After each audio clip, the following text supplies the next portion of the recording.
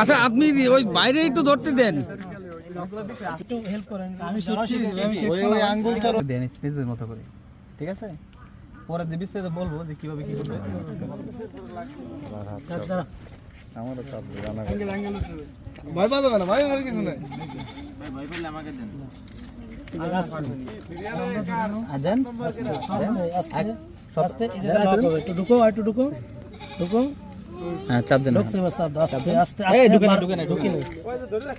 Sir, বার হয়ে গেছে, ঢুকি না স্যার, ঢুকে হবে না, না না ঢুকি না। আর একটা না, সবাই ধরে না সবাই দিবে, সমস্যা নাম লেখা হচ্ছে না, নাম ছাড়া আবার সবাই লেখা হতে হবে। আগুলো তো বেশি নার্ভাস আপনি।